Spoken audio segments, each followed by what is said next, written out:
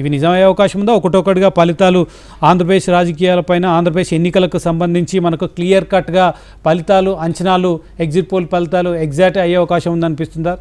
అంటే ఎగ్జాక్ట్ అవుతుందా కాదా అనే స్పెక్యులేషన్లకు నేను వెళ్ళాను. ఎందుకంటే ఆయన వెంటనే కండువాలు కప్పేస్తున్నారు ఆంధ్రప్రదేశ్లో. వాస్తవంగా తెలంగాణలో నేను అక్యురేట్ ఎస్టిమేట్ ఇచ్చాను, 66 సీట్లు వస్తాయన్నాను, 65 వచ్చాయి. ఆంధ్రప్రదేశ్లో ఈసారి నా ఎస్టిమేషన్ ఇవ్వలేదు కూడా. I prefer not to give. ఎందుకంటే మన నిజాయితీగా చెప్పిన ఒక అంచనా రైట్ కావచ్చు, రాంగ్ కావచ్చు. ఇప్పుడు వీళ్ళు చెప్పినా కూడా రైట్ కావాలని రూల్ ఏం లేదు కదా. కానీ ఆ అంచనా అనుకోరు, మనకేదో ఆసక్తి ఉండి చెప్తున్నా అనుకుంటున్నారు. ఎందుకని చెప్పి వదిలేశాను. కానీ అంటే ఇది జరిగితే ఏంటి, ఇప్పుడు 2 సంస్థలు వచ్చాయి. కానీ మీకు ఏబీపీ ఓటరం కంప్లీట్ రివర్స్ ఉంది. మీరు గమనిస్తే ఏబీపీ ఓటరం 21 పార్లమెంటు సీట్లు టీడీపీకే ఇచ్చారు, ఎన్డీఏకి ఇచ్చారు. సో అది అసెంబ్లీ ఎన్నికలకు మరి రిఫ్లెక్ట్ అవుతుందా?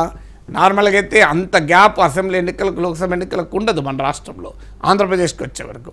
అందువల్ల ఒకటే పాసిబిలిటీ, ఇప్పుడు మీకు పార్థదాస్ కానీ ఆరా కానీ ఇచ్చిన సర్వేలు నిజమైతే ఒకటి అనుకోవాలి, టీడీపీ వాళ్ళు హడావుడు ఎక్కువ చేశారు. కానీ రియాలిటీ వైసీపీ ఓటర్లు కామ్గా గుమ్మనంగా ఉన్నారు, టీడీపీ ఓటర్లు హల్చల్ చేశారండి. ఇప్పుడు మీకు 2018లో తెలంగాణలో కూడా మహాకూటమి, టీడీపీ భాగమైన మహాకూటమి చాలా హల్చల్ చేసి 60 లగడబాబు రాజగోపాల్ లాంటి వాళ్ళు 65 సీట్లు వస్తాయి ఇది మహాకూటమి అని చెప్తే చాలామంది అయిపోయింది, బీఆర్ఎస్ ఓడిపోయింది అనుకున్నారు. బీఆర్ఎస్ 88 సీట్లతో గెలిచింది.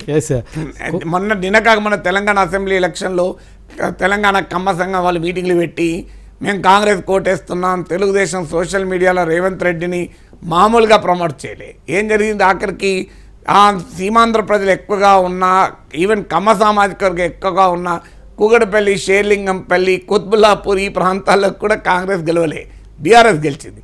అందువల్ల హైప్ రియాలిటీల మధ్య తేడా ఉంటే ఈ రిజల్ట్ రావాలి. కానీ 15 లక్షల మంది ఓటర్లు గంపగుత్తగా ఆంధ్రప్రదేశ్కి వెళ్ళి ఓటు చేశారు.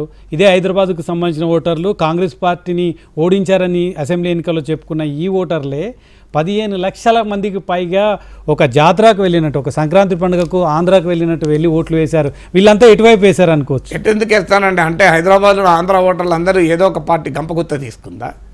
సో హైదరాబాద్లో ఉన్న ఆంధ్ర ఓటర్లు అన్ని కులాల వాళ్ళు ఉంటారు, అన్ని పార్టీల వాళ్ళు ఉంటారు, అందరూ ఉంటారు కదా. అదొక రాంగ్ నోషన్. హైదరాబాద్ నుంచి ఆంధ్రప్రదేశ్కి వెళ్ళే వాళ్ళంతా టీడీపీ కొరకే వెళ్తున్నారని ఎలా అనుకోగలం? అదొక తీసుకొచ్చారు అట్లా ఫీలింగ్. అట్లా జగన్ అభిమానులు ఉంటారు, చంద్రబాబు అభిమానులు ఉంటారు కదా, కమ్మాలు ఉంటారు, రెడ్లు ఉంటారు కదా, అన్ని కులాల వాళ్ళు ఉంటారు కదా. ఒకటే కులం వాళ్ళు, ఒకే పార్టీ వాళ్ళు ఎందుకుంటారు హైదరాబాద్లో? అదొక రాంగ్ నోషన్. అదే జరిగి ఉంటే కాంగ్రెస్ పార్టీ మరి గెలవాలి కదా. ఇప్పుడు తెలుగుదేశం పార్టీ పోటీ చేయలేదు తెలంగాణలో.